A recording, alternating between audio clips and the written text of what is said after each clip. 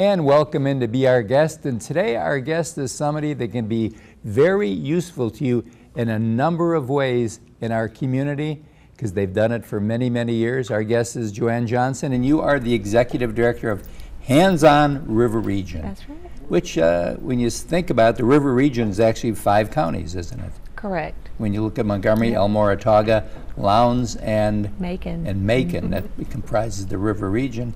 What do you guys do at Hands-On River Region? Well, Jack, we were created in 1974, so we are 43 years old this year. Is that right? And our primary mission is to be a connector for people in the community that want to volunteer, and we connect them to agencies that need volunteers. There's so many wonderful organizations in this community that are helping people in need, and volunteers may oftentimes not know where to go to offer their skills or their time, and so we make that easy for them.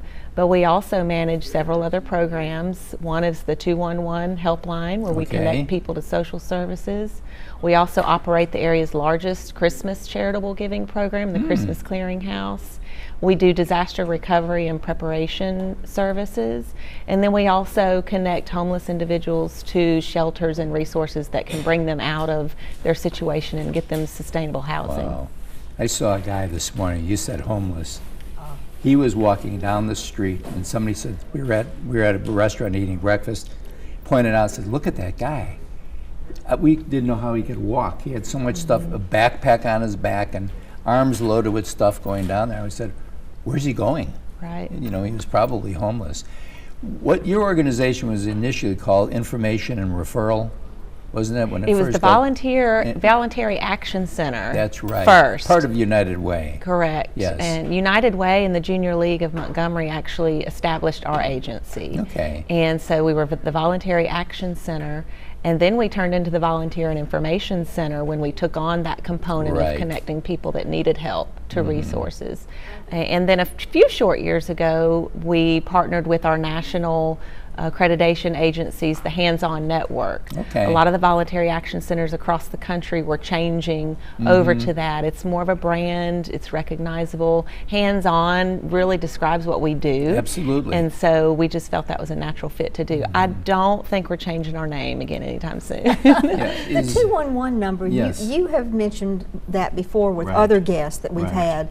What are some of the other things when you dial that 211 that you can help connect with? Well, we can connect people to resources for shelters. Probably our number one request are those basic needs types requests. Food, shelter, clothing. We've got a lot of people that are impoverished that call 211, and they just need those basic needs met. But then we also serve all walks of life. We help people find adult senior centers, employment opportunities, education opportunities, and then we connect people to affordable health care, which is a big deal these days. You know, the very basics of care, like dental care, dental treatment, dental, cleanings and x-rays and fillings and those types of things. We can connect people to resources that can help meet those needs. One of the big things you do, because I'm involved with the Alabama Council on Compulsive Gambling, that's also 211, and the beautiful part about that is when we get ready to, when we want to put out some public service to tell a person, if you got a problem with gambling, usually you're given them a 1-800 number that's this long, they're not going to remember it. When we can tell them, if you're having a problem with gambling, dial 211, bingo. Easy to remember, and they can get right to you. That's right. That's one good example, but then it's also if a person's a victim of domestic violence or something. That's right. I mean, they dial 911 if it's imminent danger, but if they just feel that, well, I need some help in this arena, they can dial 211. That's right. I think the marriage between the Council on Compulsive Gambling, if I can call it that, and 211 is so natural because people that have gambling addictions can call 211. We manage the database of the therapists that can help them. We can connect them to support groups.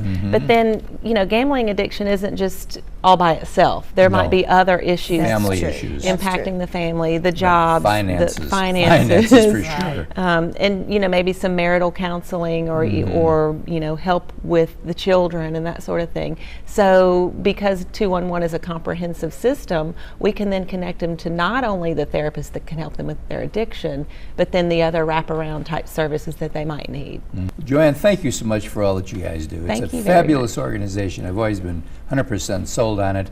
If one of our viewers wants to volunteer or donate, they can just contact Hands on River Region. They can dial 211. Dial 211. That makes it That's easy. the best way to do it. Thank you so much. Thank you. And just remember, it's another service that you have in your community, costs you nothing, and it gives you many, many rewards. We'll be right back right after this.